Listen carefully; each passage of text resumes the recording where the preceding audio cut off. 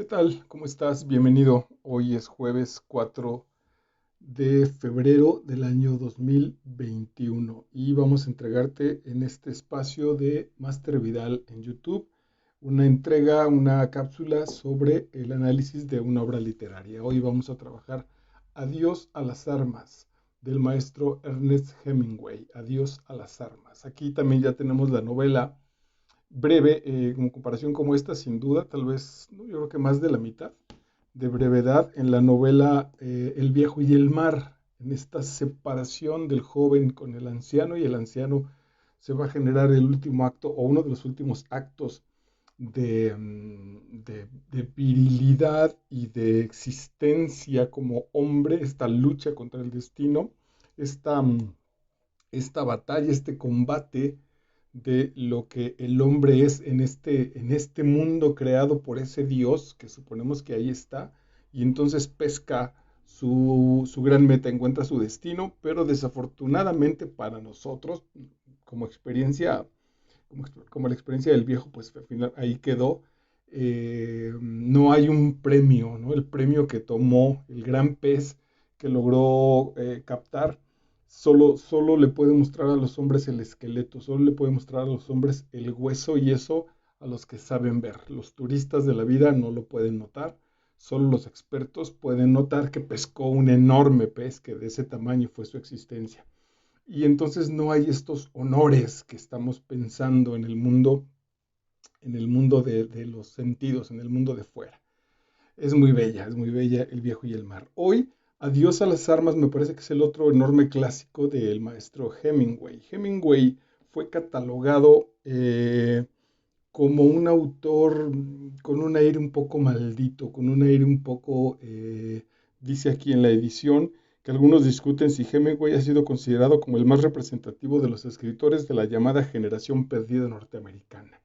Este grupo de escritores artistas comprometidos con la existencia, pero completamente del otro lado de lo que el mundo planteaba como una nación poderosa, encaminada al bienestar, justa, con leyes rigurosas. Hemingway no, Hemingway está desilusionado, lo habita, lo vive, pero está desilusionado. No digamos que le da asco, porque su desilusión es mucho más profunda, y no cree en esta supuesta felicidad de afuera, de los sentidos. Y sin ser, que eso es muy bonito, porque eso lo hace muy literario.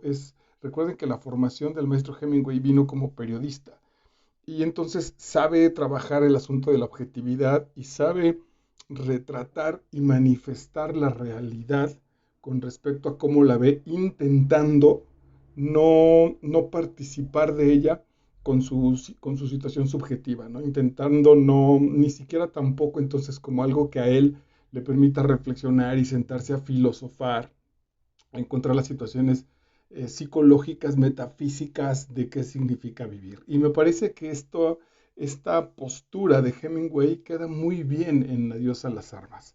Adiós a las armas es una novela que hay que tenerle un poquito de cuidado. No te quiero asustar, ya ves que tengo mucho esta distinción entre lo que se deja leer muy fácil y que incluso te va hasta como devorando y vas ahí avanzando con ella, contra, o no contra, sino hay un segundo nivel con estas cositas, con estas novelas, con estas maneras, estas convenciones de escribir de algunos autores que nos la ponen un poquito más complicada, que le buscan ahí una curvita, que no está tan sencillo. En el caso de Hemingway, en este caso de Adiós a las armas, no es eso, no hay un retorcimiento, no hay demasiados adornos en la narración, porque es muy pareja. Es un tipo que es un norteamericano que lo encontramos, arranca nuestra novela siendo él voluntario a favor del ejército italiano en la Cruz Roja. Está esta Cruz Roja protegida por el ejército italiano mientras enfrenta a los alemanes en la Primera Guerra Mundial. Y hace su trabajo, y hay toda una mezcla a lo largo de la obra entre el elemento cotidiano y el elemento de la guerra, ¿no? Lo que es ir al campo de batalla, lo que es recoger tanto los cuerpos como los heridos, lo que es la brutal injusticia y la brutalidad intelectual del asunto de la guerra. Y por otro lado, es una vida cotidiana en la cual se enamora de una que él al principio la juzgó un poco loca, en el mejor sentido del término, un poco como una chica rara, de una enfermera inglesa que termina muy enamorado de ella. Y bueno, es una historia de amor en la que Hemingway nos va llevando, ¿no? Al tipo le pega una granada, entonces queda lastimado, se tiene que ir a recuperar a un hospital, donde la enfermera hace ahí unos manejos para atenderlo también en ese hospital, y entonces continúan con su situación amorosa. El tipo regresa al frente, viene una parte muy complicada porque los alemanes les disparan, están ellos en la ambulancia y no respetan, digamos, la neutralidad, y entonces incluso lo atrapan a él, y como extranjero que es, bajo una especie de juicio verdaderamente absurdo, él sabe que lo van a matar y entonces se tira al río y entonces se pierde, pasa por la mujer, es decir, digamos que causará una baja en el ejército, pero una baja sin honores, queda asqueado de la guerra, se va a un pueblo de Suiza, en otra aventura ahí, esa posiblemente sí más espiritual, junto con esta mujer enfermera que se tratan ya como marido y mujer.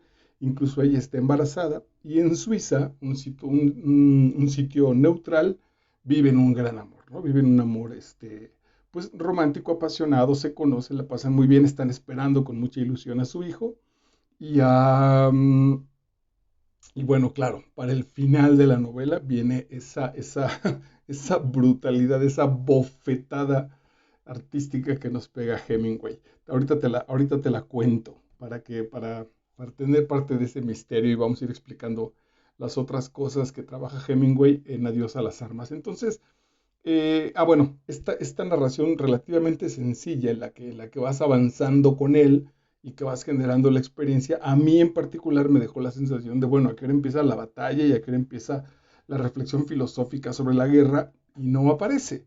Y a qué hora aparece la reflexión espiritual, filosófica sobre la vida cotidiana, y no aparece. Solo van avanzando con personajes que le van apareciendo ahí en la vida, que le van generando ahí, dialoga con ellos, se aleja, algunos los aprecia, algunos son muy básicos, como solo querer tener relaciones sexuales, otros son más complicados, unos mueren, unas chicas verdaderamente aterradas que rescatan estos tipos en la ambulancia, que apenas si pueden hablar, tienen un miedo terrible de que si se quedan van a ser violentadas y posiblemente asesinadas por el ejército enemigo, y si se van con ellos es muy probable que sean violentadas físicamente, que sean violadas, que sean abusadas, quizá no con una violencia física de golpes y eso, pero es muy probable que sean abusadas físicamente por este ejército. Al final de cuentas no nos sucede, las dejan ir, bueno, no las dejan ir, en realidad les hicieron un paro y después se dividen.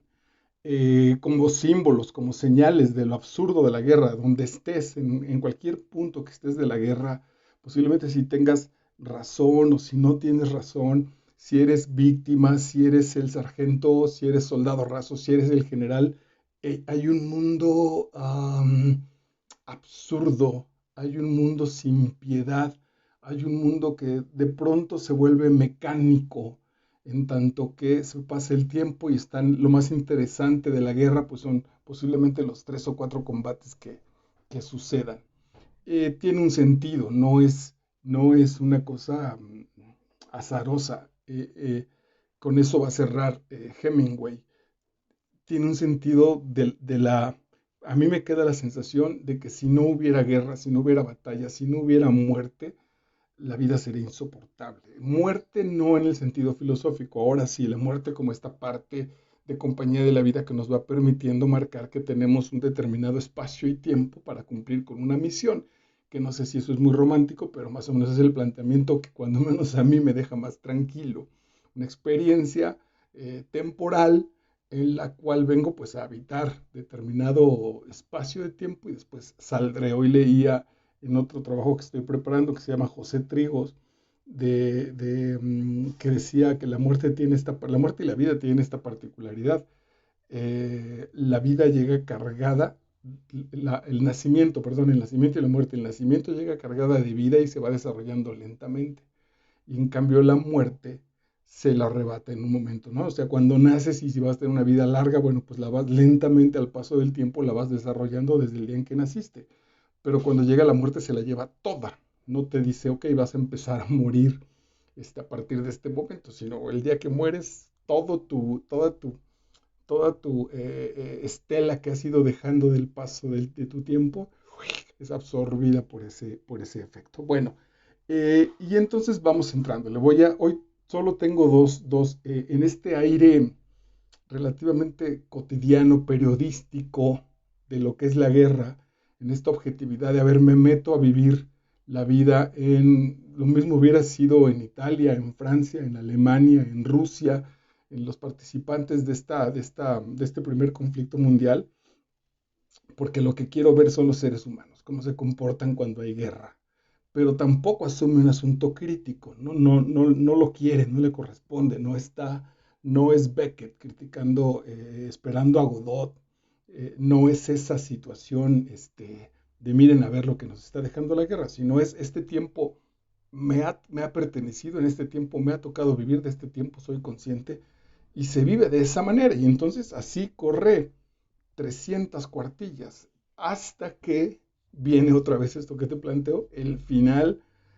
Por ahí sí yo empecé a intuir cuando empieza a acentuar demasiado, que empieza a encontrar el sentido de la existencia a partir del futuro nacimiento de su hijo y de la relación con su mujer.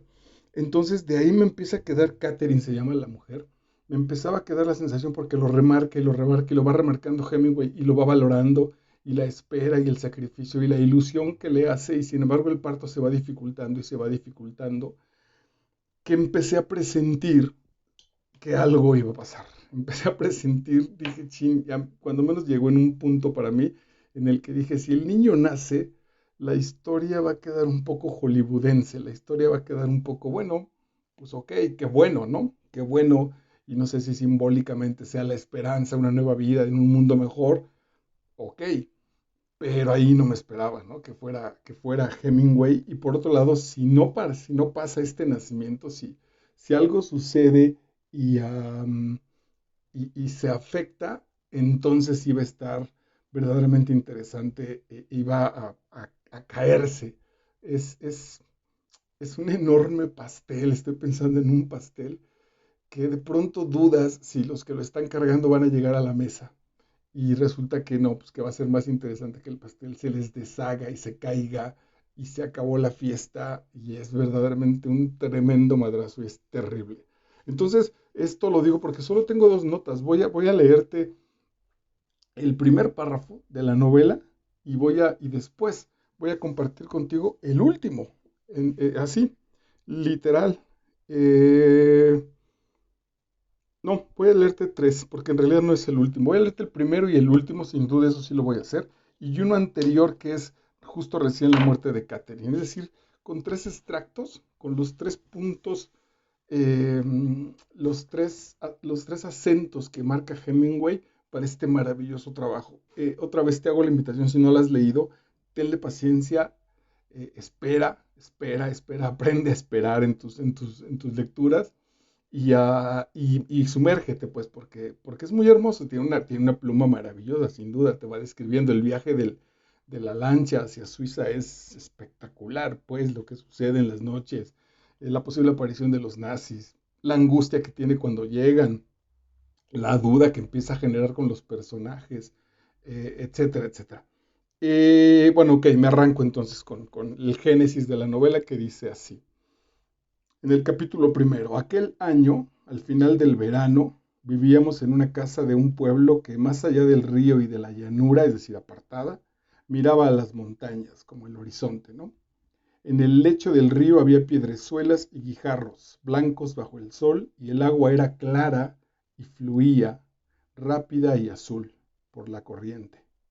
Las tropas pasaban por delante de la casa y se alejaban por el camino, todavía están allá. la guerra. Y el polvo que levantaban, atención porque ese simbólico es muy bonito, y el polvo que iba dejando el caminar de los soldados allá, y el polvo que levantaban cubría las hojas de los árboles. Se iba impregnando la naturaleza de ese paso del hombre. Los troncos también estaban polvorientos y aquel año en que las hojas habían caído tempranamente, veíamos cómo las tropas pasaban por el camino. El polvo que levantaban, la caída de las hojas arrancadas por el viento, los soldados que pasaban y de nuevo bajo las hojas, el camino, atención con esto, solitario y blanco. Es un gran maestro, ¿no? Dice García Márquez que los grandes novelistas en el primer párrafo tienen ya ahí compactado todo lo que va a suceder. Por eso es tan importante el primer párrafo, porque ya está puesto ahí. Lo demás, dice García Márquez en los 12 cuentos peregrinos, es el placer de narrar eso que ya está. De ahí ya solo es jalar el hilo, como en esta maravillosa historia o en una especie de mil y una noches, donde cada sentada a la lectura, cada tarde, voy a estar justo haciendo ese hilo, desvelando, quitando los velos a esa historia que ya está puesta ahí, que en el primer párrafo ya está marcada.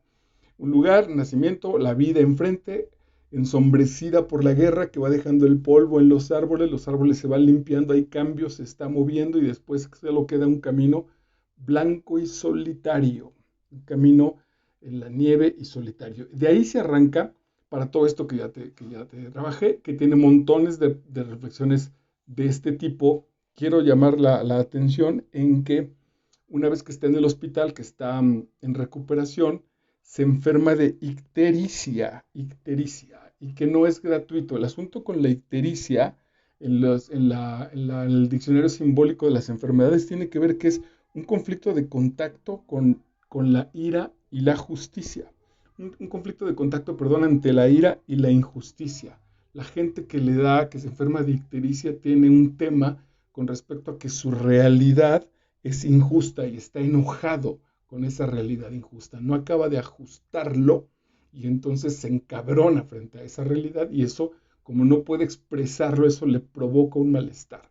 Si pensamos en nuestro enfermo y si pensamos en el ser humano, que al final de cuentas mucho de la literatura, sobre todo cuando trata de un personaje, nos quiere hablar, ese personaje va a representarnos a todos, hombres y mujeres, va a representar al hombre, estamos puestos alejados de la naturaleza, no participamos, tenemos ya esta distinción con respecto al mundo natural que tiene que ver con muchos sentidos, tiene que ver con que, por ejemplo, básicamente yo creo que con la libertad, no sé si con la capacidad de generar y de apreciar la belleza, no sé si los animales son capaces de apreciar belleza. De generarla, evidentemente me parece que no tienen la concepción, no tienen la vocación de generar belleza y no por eso está, ¿no? Es decir, una puesta de sol, un árbol, un riachuelo, un jugueteo de animales, el correr de un guepardo, sin duda son cosas bellas, pero no sé si lo tienen en la conciencia, no sé si saben qué bellos pueden llegar a ser o justo es un atributo del hombre. Y el otro, la libertad de que nuestros instintos en algún momento dado los podemos detener y negociar con muchas otras situaciones. Eso tampoco lo tienen no está en el mundo natural. De hecho, justo cuando ya pensamos en el mundo natural, cada vez nos sentimos más lejos con respecto a ese mundo natural, sea para transformarlo o sea porque estamos expulsados, porque estamos arrojados de ese mundo natural que no solo nos ha arrojado, no solo nos ha abandonado, sino que en muchas ocasiones parecería que se vuelve en contra de nosotros, ¿no? Que parecería en este sol brutal, este mediodía brutal, este mediodía que altera la sangre del personaje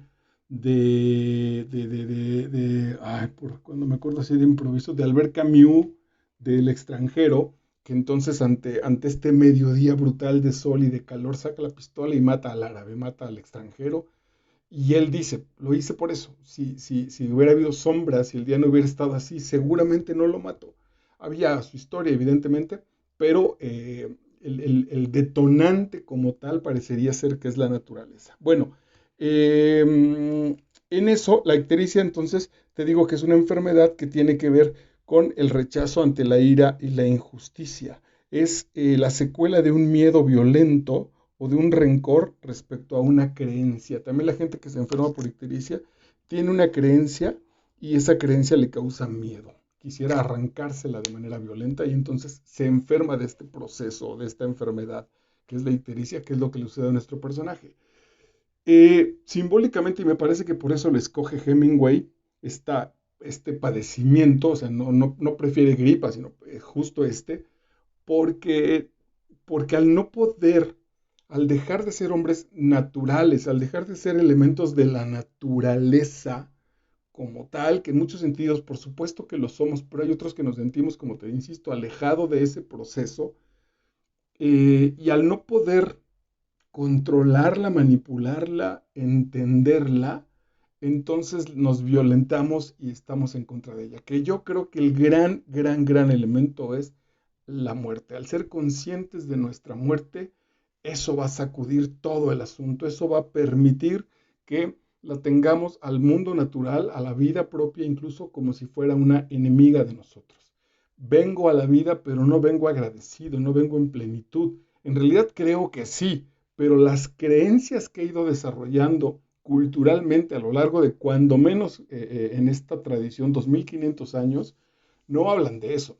Hablan de violencia, hablan de espanto, hablan de miedo, hablan de guerra, hablan de batalla. Entonces, avanzando la novela, el personaje principal de el chofer de ambulancia, nuestro americano metido en Europa, cuestionando muchísimas de las costumbres, siendo cuestionado por las costumbres, viviendo la vida de la guerra en Europa, se aleja relativamente asqueado y dice, vámonos a generar mi Adán y Eva en mi paraíso suizo, ¿no? Allá en un país neutral, en la nieve, y entonces terminan alejándose. También recuerda que van y viven en una cabaña y bajan relativamente poco a convivir con la gente. El tipo cada vez está más aceptando y enamorado de Catherine, porque al principio te decía que le parece como loca, le parece como rara, y después se empeña como buen hombre, como buen ser humano en tratar de comprenderla, y después afortunadamente para él se cansa de ese proceso porque no lo consigue y entonces la acepta. Y una vez que la acepta, incluso entonces empieza a manifestar Catherine toda su riqueza como ser humano.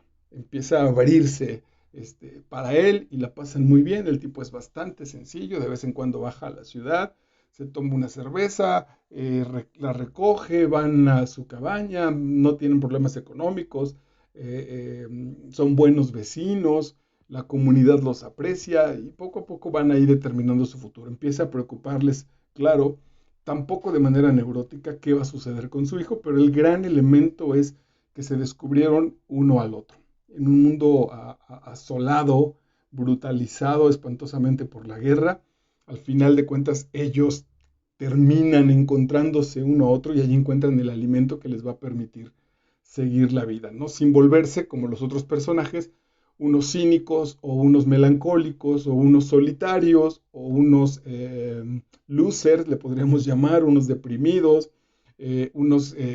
con esta sed sexual tratando de ligarse a cualquier tipa, otra, la última mujer, la amiga de Catherine, la última con la que tienen contacto más cercano, una mujer resentida con los hombres. Estos encuentran su paraíso familiar, ¿no? Me hizo pensar de manera ya muy contemporánea en una película brutalmente fuerte que se llama El Anticristo, que no tiene nada que ver con sustos, sino una pareja que se abandona en el bosque, es de Lars von Trier, que se abandona en el bosque a partir de buscar una redención.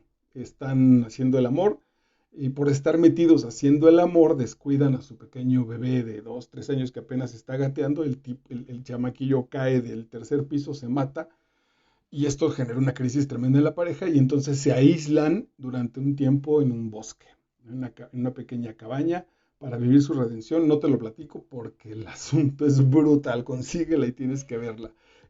Esto me pareció que hicieron Catherine y nuestro personaje. de manera muy simple, porque insisto, en parte del desarrollo del escrito de Hemingway no es ir a penetrar, no es meternos al cerebro de los personajes. Él nos va contando lo que está sucediendo. Bueno, y así va la narración hasta que, te digo, insisto, se aleja de la guerra y está a punto de nacer su hijo, que en términos relativamente simbólicos es, ok, la guerra está terminando y diría Silvio Rodríguez, la era está pariendo un corazón, ¿no? La guerra se va a acabar, pero el nuevo hombre, nuestro nuevo Adán, vendrá del fruto del amor de Catherine y nuestro autor reflexivo que abandonó la guerra, dejó su patria, está un poco asqueado con los hombres, pero sabe que la mujer que tiene es la que ama y sabe que su vocación está a partir de ellos. Y entonces, bueno, pues llega el momento, rompe aguas la mujer, la lleva al hospital, todo está muy bien, el hospital está, pues finalmente es Europa, todo va a funcionar bien y empieza a retrasarse el parto y no llega, y no llega, y no llega, y no llega, y no dilata, y entonces él pasa todo el día ahí en el hospital, sale a comer, ve la vida, regresa, cena, desayuna al otro día, siguen las cosas sin suceder, pero ya nota que hay algo raro con respecto a qué está sucediendo, hacen esta incisión en el cuerpo, ahorita me acuerdo, una cesárea. eh, y bueno, y el asunto se desata terrible en que el niño no nació. El niño no nació en realidad, estaba muerto en el cuerpo de Catherine y pues no se desarrolló. Bueno, se desarrolló, que parece ser que quedó ahorcado el umbilical, ¿no? Eh, y entonces habla con Catherine. Catherine está muy delicada, está en un proceso de sangre y se despide. Él dice que no, que hagan algo los médicos por ella, lo intentan, pero da la impresión ahí en la escritura de Hemingway que también Catherine ya no quiere, no quiere regresar. Eh, Quizá el personaje en su psicología habría que particularizarlo en este asunto también de descuido, como de no saber qué quiere de la vida, como de distracción, como de estar en miles de cosas. Cuando empieza a convertirse en madre, se centra, se va asentando, pero también no acaba de estar a gusto con la vida. No hay planes, no hay una narrativa en la que encontremos un plan con respecto al niño, con respecto a ellos tres. Insisto, seguimos en toda la novela generando como personajes que saben que aislados están bien, que no es que estén bien, que de los males es el menos peor, que de la porquería que es el mundo, este rincón en Suiza, mi marido y mi embarazo es lo menos malo, pero tampoco está cargada de plenitud. Y entonces, bueno, pues muere también Catherine. Y, pero esto faltando 3 cuartillas para que la novela acabe. Entonces que de una sensación de desánimo, de, de impotencia muy grande, pero de veras muy grande, no estoy exagerando, por eso vale la pena. Tengo un asterisco aquí con respecto a otra información que ahorita te voy a compartir con respecto a esta novela. Lo voy a poner al final mejor. Queda esa sensación de impotencia, de vacío, de soledad, de enojo, de puta. No, cabrón, la vivo muy bien, ya lo habían logrado, lo más difícil lo habían conseguido y entonces ahora pues se derrumba así, brutalmente, sin piedad, sin crueldad tampoco, porque no fue un error médico, no fue un asunto burocrático, no hubo una venganza, el tipo no estaba engañando a su mujer, la mujer no, nada. Creo que ese es el término. En medio de nada aparece la muerte. En medio de nada se acaba el asunto.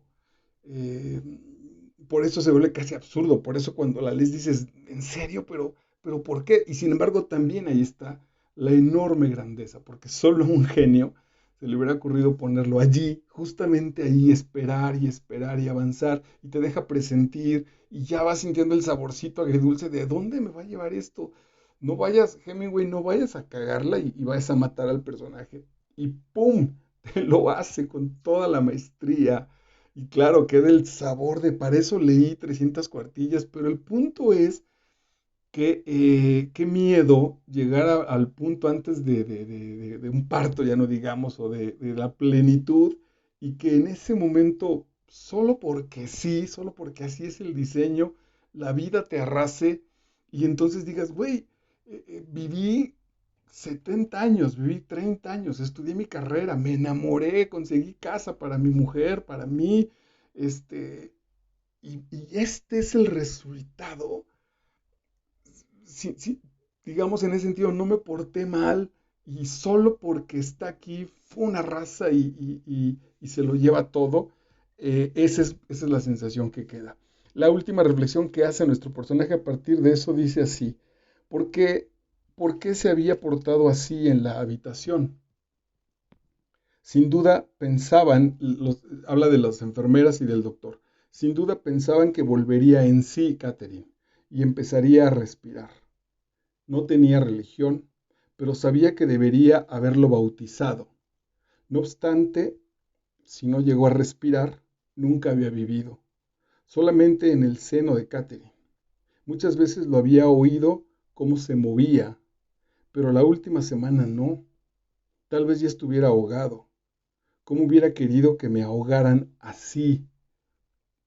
Híjole, esta parte es muy delicada. Es decir, si nos ponemos en los zapatos del personaje y pensamos, qué mejor que nuestro hijo no llegó porque la vida es, porque esto terrible de no llegar a 2 días de nacer o a horas de nacer es mejor que nacer.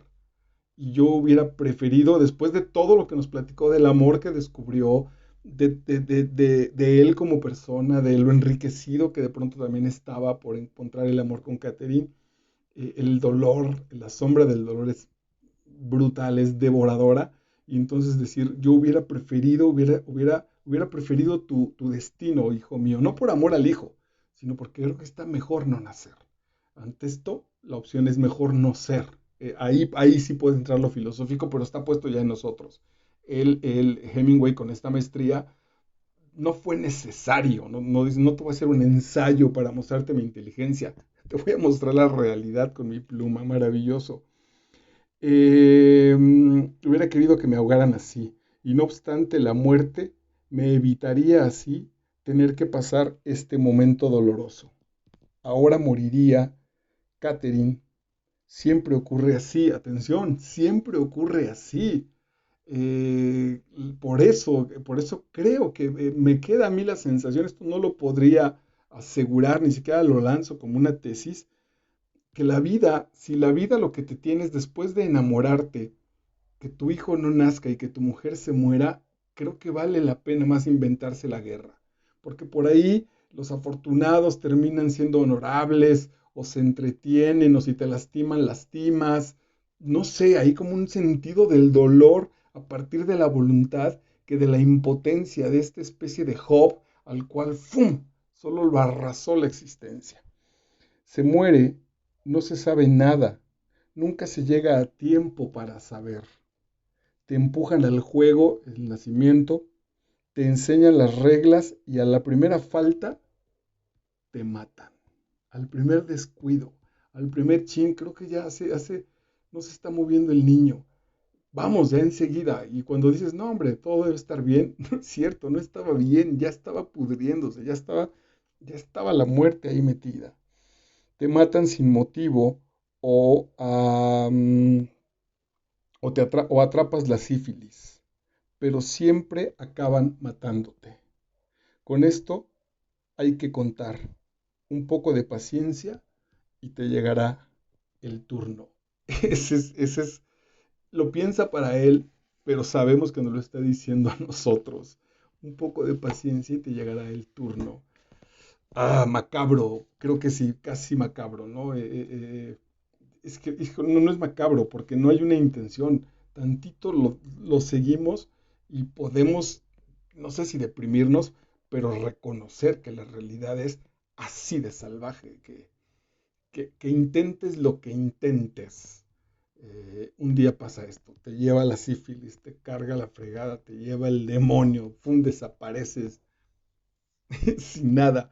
Quizá lo más terrible es justo, ni siquiera como, por eso lo trabajó Hemingway muy bien, porque no es el premio de un sufrimiento. Después de una vida toda madreada, de una depresión, de un accidente brutal, de la guerra, que llegue alguien y con piedad, pum, te despida, te regaló descanso. Pero en el momento de mayor plenitud, en el momento de mayor esperanza, ahí te arrebata, es salvaje. Aquí sí estaría tal vez lo trabajamos apenas el martes pasado con Pearl S. Book en Viento Oeste, Viento del Este, Viento del Oeste, donde la cultura oriental decía, hay que cubrir a nuestro hijo, es demasiado hermoso, y entonces los dioses ante la hermosura de nuestro hijo, van a querer arrebatarnos, lo van a decir, ese niño es tan bonito que no merece estar con los humanos, vamos a matarlo para traerlo con nosotros. Si estamos con esa concepción, imagínate lo que espera de la vida. Ok, y entonces el último párrafo dice, me acerqué a la puerta de la habitación, no puede entrar ahora, dijo una de las enfermeras. Permítame, dije, aún no puede entrar, salga, dije usted, y la otra también. Entonces corrió a las enfermeras, se quedó frente al cuerpo de su esposa muerta. Pero después que las hice salir, después de cerrar la puerta y apagar la luz, después de cerrar la puerta y apagar la luz, comprendí que todo era inútil. Era como si me despidiera de una estatua. Transcurrió un momento, salí y abandoné el hospital y volví al hotel bajo la lluvia. Si no te acuerdas, entonces ponle pausa, regrésate al principio de nuestra grabación y revisa el principio, revisa el inicio, revisa el primer párrafo de la novela y el último. Es un genio este tipo, o era un genio el maestro Hemingway. ¿Te acuerdas? La vida enfrente, las montañas, la hermosura, la belleza, por ahí la sombra de la guerra, ya no lo estaba advirtiendo. Las hojas pierden los árboles, es decir, no sabemos qué se las lleva, sabemos que es el viento, pero bueno, les arrebata las hojas y lo que queda es un camino solitario en el cual hay que andar. Y entonces este empieza su camino y hoy su camino termina regresando a la lluvia, donde las hojas de su árbol, Catherine y su hijo Nonato, han desaparecido y quizá aquí apenas empieza el infierno, ¿no? No sabemos si en eso también es maestro Hemingway, porque además no nos deja, evidentemente no nos regaló un happy end, no nos regaló un final feliz, sino nos regala lo que puede ser el principio, que lo podemos enlazar, ya esto es un invento de nosotros, una tesis de nosotros, lo podemos enlazar con además, este es el final de la Primera Guerra Mundial, falta la Segunda y falta el absurdo, y falta todo lo que restará de nuestro amadísimo y espantoso siglo XX. Ahí puede cobrar sentido, pero sin duda, sin otra vez en la maestría de la novela, sin proponérselo, sin asustarnos, sino solo a partir de la belleza de la propuesta de la narración, que es lo que hace el arte, nos damos cuenta de todo eso, con una lectura con cuidado, con una lectura que pretenda ir a los niveles de profundidad, con una lectura donde en nuestras herramientas vimos las características psicológicas. Ahora, todo dentro de la novela, no hay nada desde el exterior, todo lo que sale al exterior es porque lo hemos relacionado desde aquí. No tuvimos que ir a preguntar nada, quizá con excepción de la ictericia, como la enfermedad en este diccionario biológico, pero en realidad todo está sucediendo aquí, por eso es grandiosa, por eso es muy poderosa la novela. Bueno, pues ese es, sí, y ojalá te haya servido la información, creo que por ahí va. No le hacen mucho favor cuando, evidentemente, esto sucede con los estudiosos de la literatura que la llevan al tema de la guerra.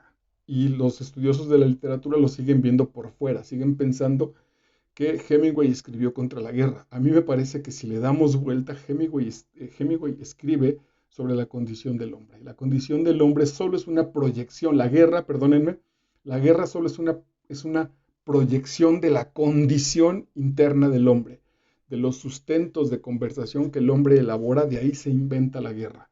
Hace rato lo dije, si en la vida te puede pasar esto, pues prefiero la guerra. Pero en la guerra es más entretenida, es más enajenante, es más emocionante, es más relativamente justa que llegar hasta este punto y que la vida arrase, que la muerte vida arrase con la vida de mi esposa y de mi pequeño. Eh, entonces, adiós a las armas también puede ser, bueno, no solo sobre la guerra y sobre lo tonto, lo absurdo de la guerra, sino es sobre lo absurdo de la existencia humana. Ese es el punto. Si no encontramos el meollo de la existencia, el meollo del para qué y el por qué estamos aquí, es probable que sigamos repitiendo esto, ¿no? Es muy desalentadora. Porque tampoco le da después un espacio a la valentía, nos lo deja a nosotros, que ahí es donde también nos pasa el bulto Hemingway, después y ahora tú lo cargas, ahora tú que lo leíste, ahora tú encárgate, ¿no? ¿Tú qué? ¿Qué? Te generarás un mejor día, intentarás tener un presente maravilloso para que tengas recuerdos bellos y si a la mitad de ese presente maravilloso la vida te carga y te lleva el demonio o te abandonas, ¿no? Y entonces regreso a beber alcohol, me meto de nuevo a las drogas para que siquiera tenga la esperanza de que no fue a partir de esta avalancha de nieve en una montaña suiza, sino que yo participé. Quizá hacia adelante muchos de los hombres de finales de la Segunda Guerra Mundial, de finales del siglo XX, este abandono, este suicidio, sea no una respuesta de rechazo a los hombres, sino de rechazo a la vida que nos presenta esto. Bueno, literalmente es lo que tengo que decir. Te hablaba de un pequeño asterisco a partir también de otra lectura que nada tiene que ver con lo literario. Y hay toda una serie que tengo aquí en este canal de Master Vidal que se llama Psicología del Éxito. Hay un momento donde nos plantea este trabajo que seamos muy conscientes y que revisemos el material intelectual que consumimos, ¿no? Así como con la comida de pronto dices, ok, bueno, pues hoy me como una pizza ahí barata, pero no lo voy a hacer todo el tiempo. Lo hagamos igual con la literatura. Yo sé que la pizza barata no es para nada Hemingway, no es absolutamente Hemingway, no tiene nada que ver con Adiós a las armas, sino si tenemos una lectura simple, si tenemos una lectura obvia, si no tenemos una lectura cuidadosa, y solo le creemos no a Hemingway, solo le creemos al libro, si pensamos que cualquier cosa que esté puesta en un libro es verdad, podíamos correr el riesgo de, no sé, lo voy a decir hasta allá, de deprimirnos, de pensar, mira qué puto sentido tiene. Si un artista que ganó el Nobel de Literatura pensaba esto, pues yo que soy un simple cristianito ahí del mundo, pues ¿qué me espera? Mucho cuidado con eso, mucho cuidado. También para eso tiene sentido estas cápsulas, ¿no? Es decir, ok, pues puedes beber un vino caro, puedes beber un licor muy, muy caro, pero hay que saber dónde, con quién, cuánto, porque es lo mismo si te embriaga la mejor botella de coñac que te puedas encontrar, o el tequila más reposado y el más caro que te puedas encontrar, y a partir de esa embriaguez eh, jodes tu existencia, pues entonces la regaste, no estaba hecho para ti. El exceso en ese sentido, el entregarse de manera tan inocente a una cuestión así, puede generar un poco de problema. No estoy contra la calidad del trabajo, tan no estoy que llevo 40 minutos hablando sobre la maestría que tiene Hemingway, pero sí regreso, ten cuidado, valóralo, que no es un libro al que se le tenga que creer nada más porque sí. Yo te diría que quizá una experiencia así pudo haber sido, y otra vez no va en contra de eso, sino, y bueno, evidentemente me dio un madrazo muy fuerte. Hoy que lo vuelvo a leer, le encuentro mucho sentido, lo reajusto en algunas cosas y otras francamente digo, no, aquí sí, me dejé ir como gorda en tobogán, en mis lecturas veinteañeras de Nietzsche. No estoy prohibiéndolas para nada, por supuesto que no, al contrario, si alguno de mis hijos me dijera a los 20 años, papá, voy a leer a Nietzsche y venga, yo hoy diría, venga, pues sí, vamos a leerlo juntos o vamos a comentarlo, vamos a platicarlo y darte otra perspectiva, porque yo me fui a leerlo así solito, eh, brutal, así me lo tragué, digamos que ese fue el asunto, me lo tragué y bueno, claro que pagué una indigestión bien merecida. Afortunadamente, pues no me quedé ahí en términos de generarlo como una especie de rigor existencial, sino bueno, a partir de madrazos, de pláticas, de muchas cosas, lo he ido generando, lo he ido renovando. Pues eso es lo que te invito, particularmente con Adiós a las armas, ¿no? Y con la literatura que llevas a tu intelecto, con lo que te alimentas, genera tu juicio, genera sin duda tu juicio. Y entonces, un poco de manera simple diría, pues sí, no es un libro para deprimidos, no es un libro para alguien que esté en crisis, a menos que tenga la intención de enfrentarlo, a menos que tenga la intención de reconocerlo y de sentarse a dialogar y de aceptar la condición de que puede ser así. Y por otro lado, y qué bueno que aparece en este canal siendo el libro setenta y tantos, porque también tenemos otra parte que está maravillosa. La vida es así. La vida es así, podemos entrarle a un texto romántico, incluso bellísimo, de un canto a la existencia, como muchos que hemos trabajado, los de el maestro Germán Gess, lo que quieras. Pequeñas desilusiones, como José Emilio Pacheco y El principio del placer, pero este me parece que fue aplastante. Este es del nivel, pero sin la simbología de Kafka, por ejemplo, ¿no? De la tristeza de Carta al Padre o de la metamorfosis que trabajaremos dentro de poco, que es brutal.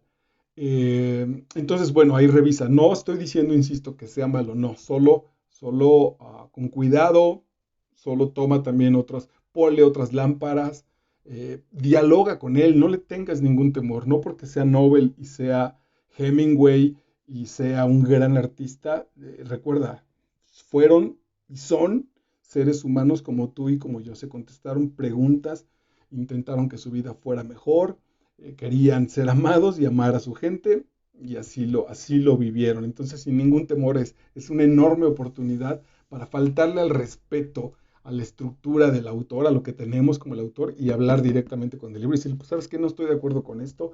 A ver, dímelo acá. Ah, aquí, mira, aquí sí, wow, wow, qué experiencia. Aquí no, y ve valorando tu criterio porque eso además te va a generar a ti no solo un gran lector, sino una persona libre. Y cuando quieras decir adiós a las armas, pues lo harás desde tu propia experiencia. Muchísimas gracias, soy Marco Vidal, estás en el canal de Master Vidal en YouTube y ocasionalmente pues también en el muro de Facebook de Marco Vidal Contreras. Déjame tus notas si quieres que trabaje algún libro, yo encantado y estoy para servirte. Chao.